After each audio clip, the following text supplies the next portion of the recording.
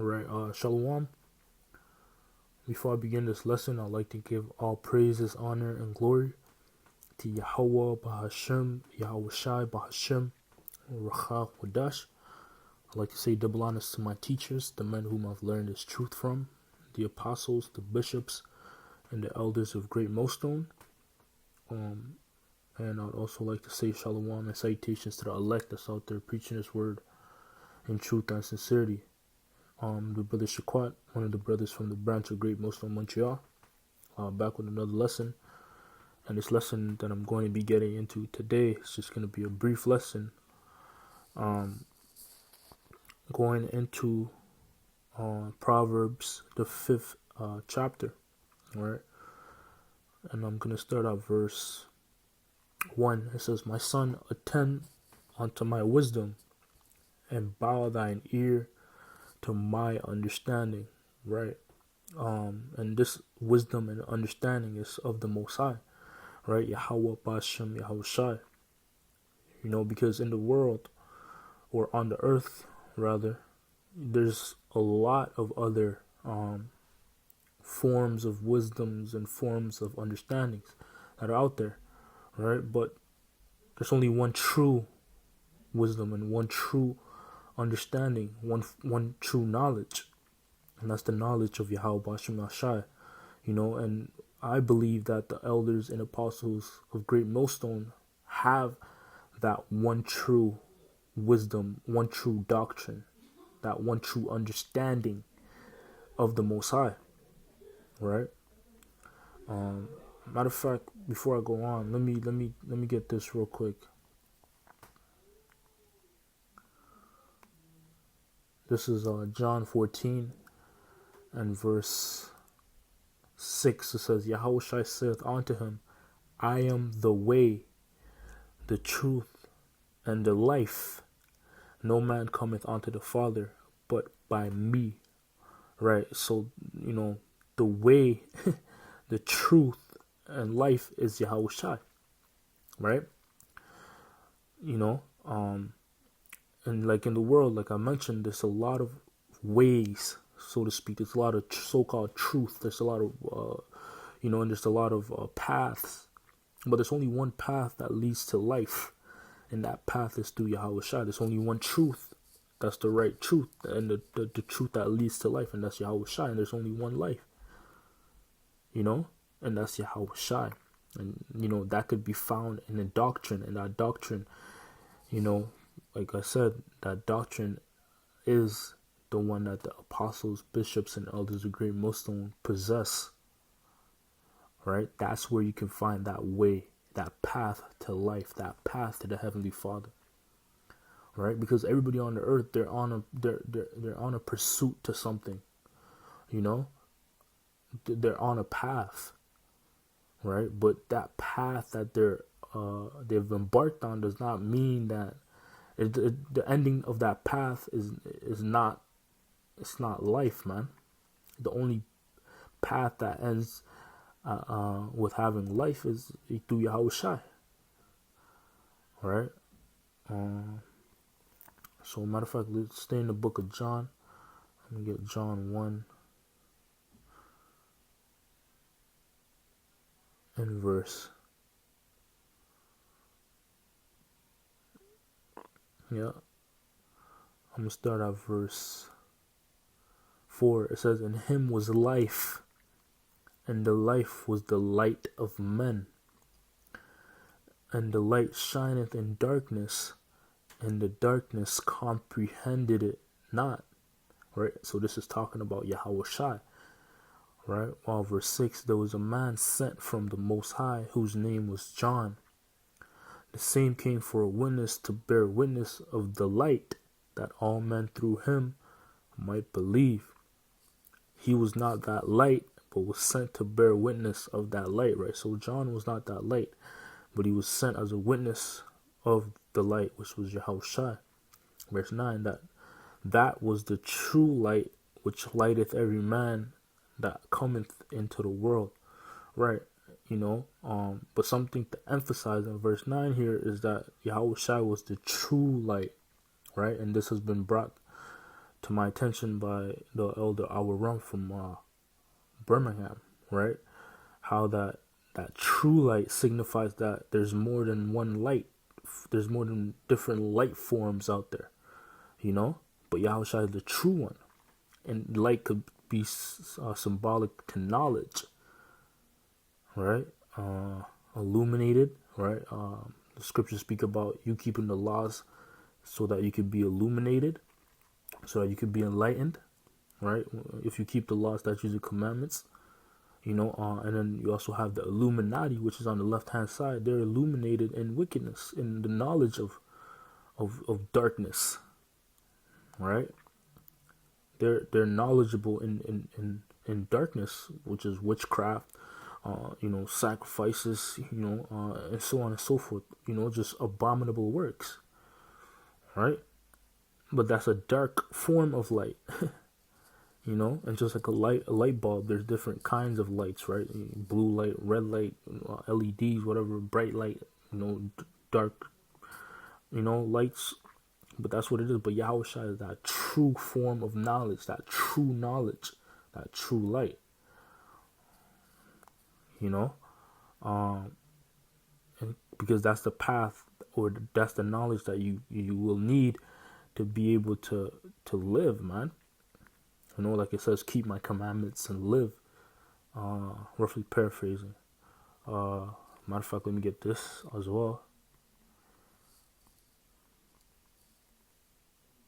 This is James 1 and verse 21. Wherefore lay apart all filthiness and superfluity of naughtiness, and receive with meekness the engrafted word, which is the knowledge of Yahushua, which is able to save your souls, right? So this word is able to save your souls, man. You know, this word, this knowledge, wisdom, and understanding of the scriptures is able to save your souls, because this doctrine is the doctrine of Yahushua, this doctrine of life, like the scriptures say in the book of 2nd Ezra, right? The knowledge of the commandments of the Most High is the doctrine of life, and they that keep things, you know, they that keep it shall eat the fruit of immortality, roughly paraphrasing, right? But this wisdom and knowledge of the scriptures is what's gonna save your soul, man. What's gonna save your spirit. Scriptures speak about wisdom and knowledge being Isaiah 33 and 6. It says, and wisdom and knowledge shall be the stability of thy times, and strength of salvation. The fear of Yahweh is his treasure, right? So this wisdom and knowledge is going to be our stability in times of trouble, man. Understanding, all right? And it's going to be the strength of salvation. It's going to be what leads to salvation, all right? The fear of the Lord, Yahweh Shemashai, is his treasure, all right? So let's go back to Proverbs 5. And 1 again, it says, my son, attend unto my wisdom, and bow down, and bow thine ear to my understanding, that thou mayest regard discretion, and that thy lips may keep knowledge. For the lips of a strange woman drop as an honeycomb, and her mouth is smoother than oil, right? So the lips of a strange woman is going into strange philosophies, other doctrines, but they sound as sweet as a honeycomb, man, right? So different doctrines out there that are false are sweet. They sound sweet to the ears, right? And they're smooth like oil. They're more smoother than oil, right? But it goes on to say, but her end is bitter as wormwood, sharp as a two-edged sword, right? So the end of that strange woman, or doctrine, or philosophy, or knowledge, is that it's gonna harm you, man, right? Like, for example, money, right? The mindset of getting rich or die trying, that's actually a doctrine that people subscribe to. That's actually a form of, that's a form of wisdom, quote unquote, in the world. That's knowledge, you know. But guess what? The end of that is death, because there's nothing that comes out of that. Because scriptures speak about money being like wings. You can't catch it. You can, and scriptures say that the flesh is never satisfied, the eye is never satisfied with seeing. Right, so you can never have enough. Right. Verse 5, it says, her feet go down to death, her steps take hold on hell. Right, so that's what it is, man.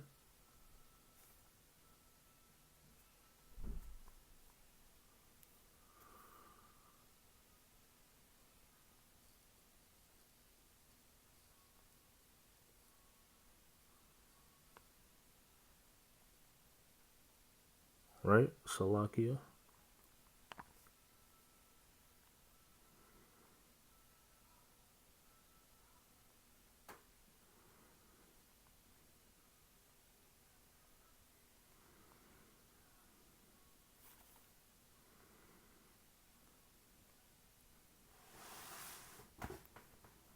Salakia. Alright, it says her feet go down to death, her steps take hold on hell. Right, so that's the end of these other philosophies and doctrines, man. They don't lead to life, they lead to death. Verse 6, least thou shouldest ponder the path of life. Right,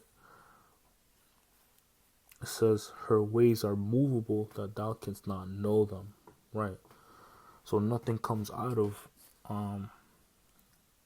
these other doctrines or philosophies that that are in the world. They don't lead to anywhere. They don't lead to anything but destruction, man, and death. Because it's not gonna deliver you to be. It's not gonna deliver you in famine, right? To be being a Muslim or being a Christian or being rich. Those things are not gonna deliver you, man.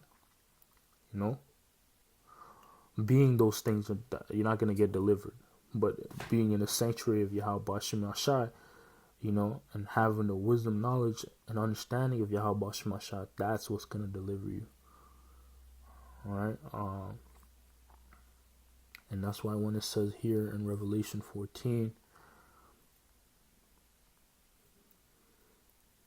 and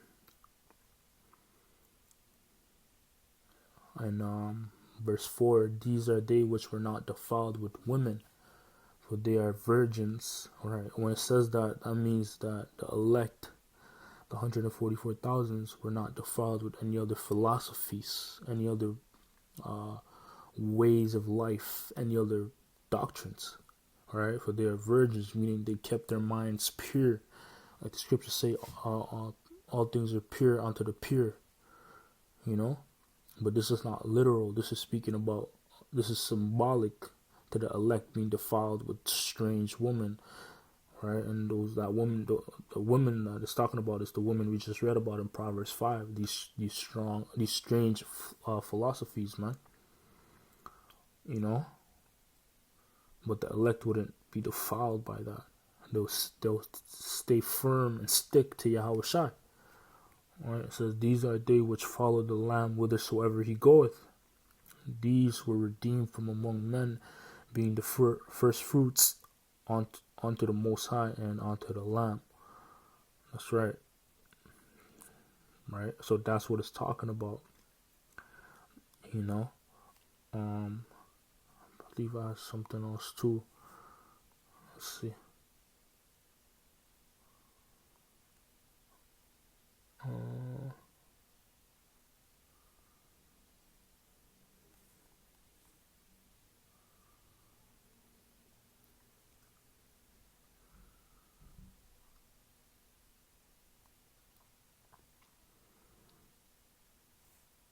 No, I can't find it. So yeah, I'm just gonna end it off there. Lord willing, this lesson was edifying to the elect. In closing, I'd like to give all praises, honor, and glory to Yahweh, Ba'ashem, Yahushai, Ba'ashem, HaKadosh. Once again, double honors to my teachers, the apostles, the bishops, and elders of Great Millstone, the men whom I've learned this truth from. And until next time, Shalom and salutations to the elect. Shalom.